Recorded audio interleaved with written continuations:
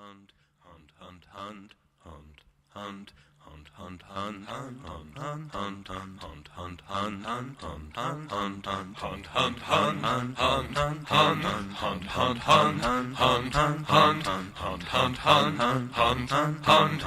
hunt, hunt, hunt, hunt. Welcome to the Where to Hunt podcast, the podcast that connects public land hunting enthusiasts. Today is Sunday, March 22nd, and this is episode 14. I'm your host, Eric Clark, and I don't talk to you about what I know.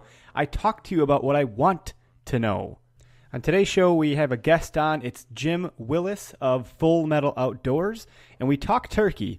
I've never actually turkey hunted. I have been so flipping busy for the last 2 years of my life that I just haven't found the time to go. That's my bad. I'm sure I could make it happen, but I really wanted to go with someone when I first go so I can learn from experience versus just walking out there like a bumbling idiot myself. I'm sure I could figure it out, but it might be a mess. That said, because I want to know more about turkey hunting, decided to bring on a guest with some decent experience. In addition, Jim will tell you at the end of the podcast or his interview that he does a couple other things which I find personally really awesome and also extremely valuable and interesting. If you're a hunter, you're going to want to stick around to hear that. In addition, just some notes for today.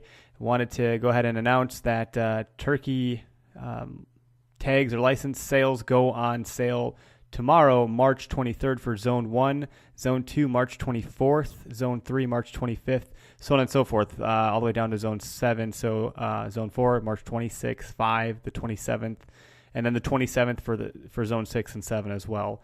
And then in terms of when those start, the start date for this turkey season in spring is April 15th through the 21st for Zone 1.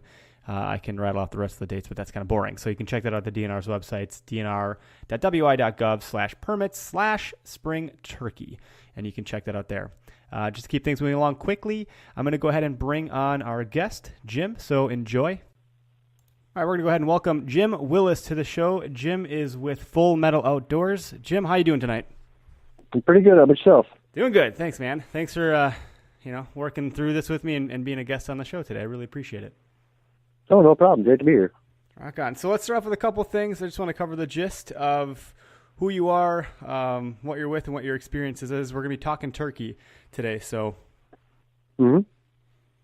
what, let's see here. How long have you been turkey hunting? Well, I've been turkey hunting probably about 6 years now. I'll be going into my sixth season this spring in a couple of weeks.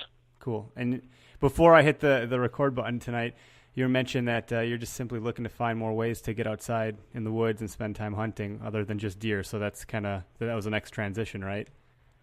Yeah. Cool. And you've had pretty good success with it so far? Oh yeah, I've taken 2 birds the past couple of years.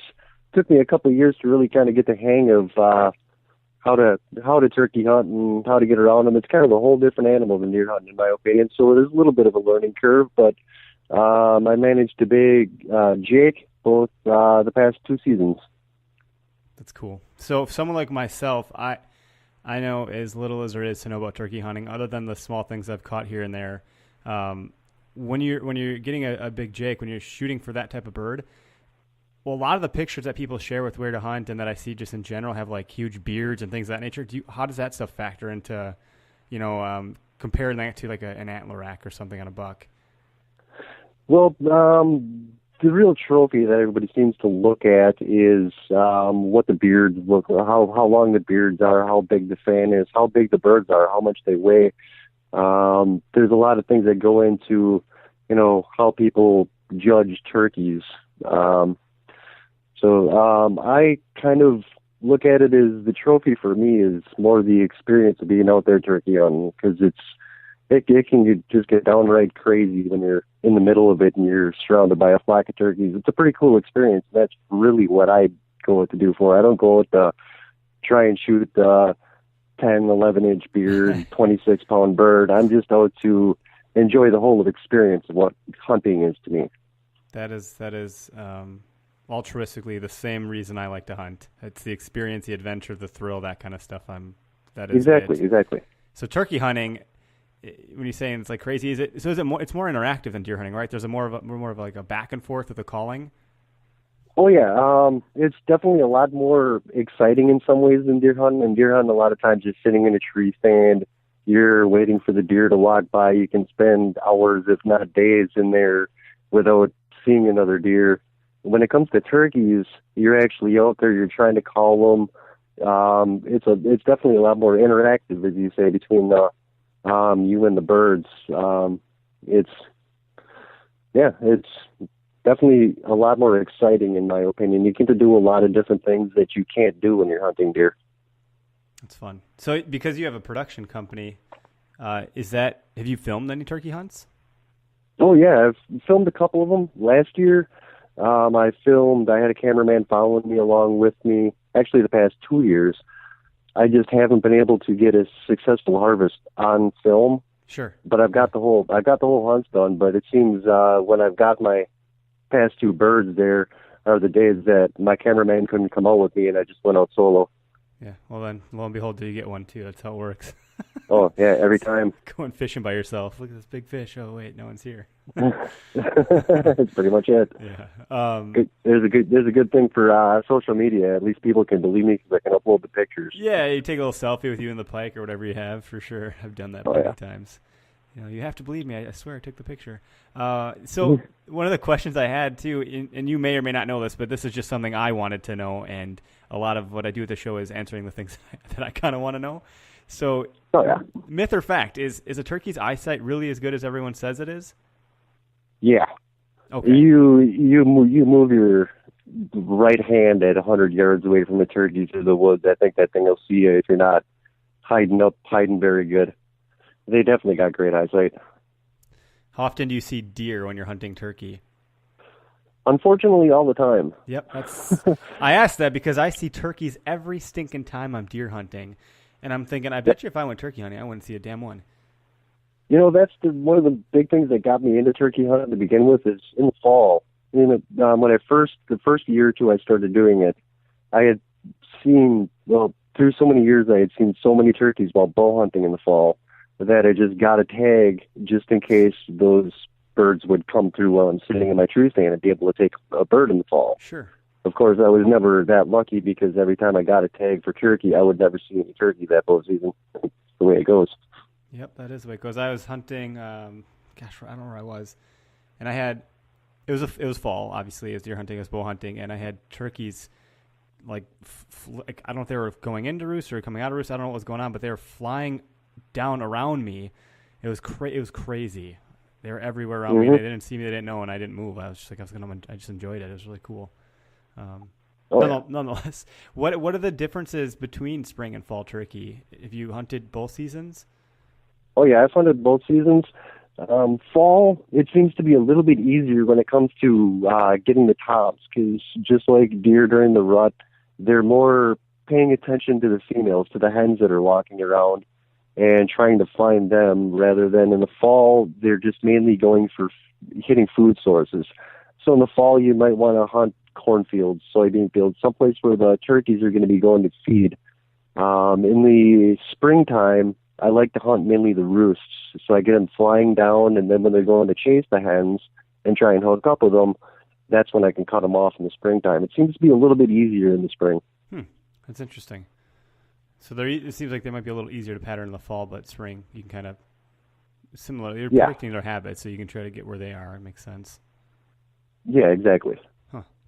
That's fun. What type of equipment do you think is most necessary? Because you could take anything to full max and just start buying everything you need. I mean, in terms of ice fishing, you could get the Vexilar and this, and then sometimes you just don't need all that stuff. What do you think is necessary to start out? The most necessary thing, there's a couple things. One thing, you want good camouflage, because as we elaborated to earlier, the turkey's eyesight is great. So you want to definitely try and hide from that. Besides camo, I like to keep things simple. I don't carry a backpack full of calls and decoys and blinds out in the woods. I like to keep it simple. Carry maybe 2 calls with me. But the most important thing is your ammo selection. You're going to want to have the right ammo in your shotgun for the turkeys, because there's a lot of them that you might be able to take a bird at, say, 20, 25, 30 yards with one kind of ammunition, and that's about your max you're going to be able to shoot. when you got other ammo out there that claims to at least be able to take birds at 40, 45 without a problem. So matching up your right ammo with the right terrain and what kind of shooting you're going to be doing is, I think, most critical. That's good to know. That was one of the questions I had in here. So, so are you bringing, like, are you using a shotgun when you go, and then you're bringing, like, are you bringing birdshot and then a slug, or what is it that you're doing? No, I usually, I go for turkey loads, which is going to be a heavier load, a little bit bigger BB than, say, your pheasant loads or your clay loads. Makes sense. You're going to want a good turkey load, and right now they're coming out with some really, really decent ones on the market that I've been seeing. I'm just not sure what I'm going to be picking up this year. It all depends on what I can find, and of course you got to look at your budget. You don't have to go out and spend the most amount of money on the best, the most powerful shells. Just kind of get what you can afford. That's the best of what you can afford. Makes sense. Yeah, especially if you're just getting into it. You don't want to. Exactly. You don't want to go and spend you don't want to spend a crap load of money and then realize you're not really into turkey hunting when you're starting out. Get the basics and just keep it simple. Mm-hmm. That's a good tip. Do you use, when you go or when you have gone over the past 6 years, have you used any decoys? I'm not a fan of them. My brother keeps giving me crap all the time because I don't take decoys out in the woods. But like I said, I'm a person that likes to keep it simple. If you get weighted down with too much stuff, if you're calling and you're getting on a bird, you don't want to take that extra time to go around and strategically place your decoys. I like to pay more attention to what the bird's doing more than me. I don't like having to set up a blind and sitting in the same spot and calling, because in my opinion, the birds can kind of know something's up when you're sitting there calling and that call isn't moving through the woods. I've never seen a flock of hens that was just sitting in one spot. Yeah, they're usually on so the move. I like to move around a bit too, just so it kind of makes it look a little realer and it gets a little more exciting of a hunt to me than just sitting in a ground blind for 4 or 5 hours trip and call. Yeah, I mean, the one benefit of a ground blind is, you can resist the weather, but in spring it should be pretty fair, aside from maybe some rain. April showers bring May flowers. Yeah, hell yeah. I'm not the kind the weather is definitely good. Yeah, I'm not the kind that wants to sit in a blind either. I feel like if I got impatient, I want to move around. You had a name for it before I hit the record button. What did you say you were calling it? The Talk moving and around. stalk. Talk and stalk. I like it. Talk and stalk. So, and you said you kind of compared that to the same as sit and stalk for still deer hunting. hunting or still hunting, yeah. Still hunting, yep. Cool. Well, that makes a whole lot of sense. You got to move quietly and swiftly and kind of methodically, I'd imagine, because if you're near them and they see you, that'd be a problem. But Oh yeah, very much so. Keeps it exciting, though. Like as a reference, this last spring when I was turkey hunting, I used this method in Waushara County. I had, as soon as I got down to the truck and started walking around and chirping my calls, I usually walk out of my truck right at just before dawn when they should be just starting to wake up, and I'll chirp my call out in the parking lot, and then I'll hear from around me where the gobbles are coming from, if there's any toms in the immediate area that'll answer me. And then I'll just sit there and pretty much stalk that bird while chirping the call. Because the bird thinks that you are a group of hens because you're moving through the woods, and he hastens up his step to try and catch up with you. And every time you chirp, he gobbles. So you can actually pinpoint exactly how far away he is when he gets, depending on how thick of a cover. If you're walking through fairly thick cover, you can say stop about 75 yards away from where you think that bird is, and then try calling him to you. That is so exciting. Oh, it's so the exciting. Best way to hunt them, in my opinion. Yeah, definitely not a boring, monotonous. I'm going to sit in the ground. Not that there's anything wrong with that, but for me, someone like myself, I like your methodology a lot. It's definitely striking a chord with how I think I would want to pursue it. Yeah, it kind of brings back the primal essence of hunting, in my opinion. You look at the Native Americans, the Indians, the people that are originally on this continent hunted turkeys. They weren't going out there chirping calls. When they were hunting, they'd put on their animal skins and crawl through the field towards a herd of deer and try and sneak up on them. That, I think, is a lot more like the style that I like to hunt, and that's, to me, is more of the essence of hunting than sitting in your ground blind, using your calls, hoping the bird comes to you. It's not quite hunting to me as much as the original way to do it like that, you know? Yeah, I would have to agree. Though I would have to imagine there's some element of once you get them to respond to you and there's that back and forth, it could still be exciting, and the anticipation and stuff. And I just had a mental image in my mind of putting like a deer skin on to go deer hunting, and thought, oh, that'd be good and dandy all the way up until, that's right, there's hundreds of thousands of people that hunt, and I'd probably get blasted. Someone thought I was a deer. Yeah, it's not the best way to go about deer hunting. Maybe if you're in like Canada and there's no one around or something, then you might get eaten by a bear. Who knows? It's funny. Yeah. Could you imagine? But no, that is interesting. I bet you that's probably how it was done way back when. That makes a lot of sense. Yep. You know, you got guys like I don't know. I've watched Whitetail Adrenaline, and they'll run around that cardboard cutout sometimes. I'm like, holy crap, these guys are nuts. You know. Well, I've seen a lot of different shows on turkeys and how they respond to different calls, different things, especially during the mating season. And it turns out that once a tom thinks you're a turkey in the movement, those cardboard cutouts can be very effective, because sure, they see the fan, but they're just paying attention to the fan, not what's behind it. So you can be holding up that fan or that decoy walking in, and they're just going to think you're another turkey.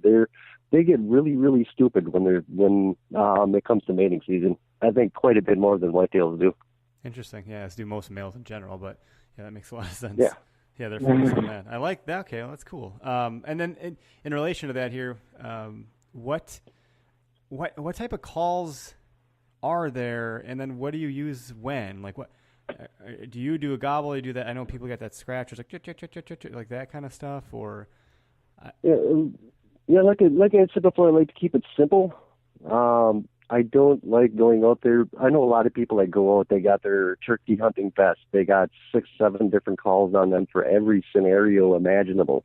But if you just keep it simple and choose your 1 or 2 calls, what I bring is a slate or a glass call, just with you got the striker and you just chirp across the plate.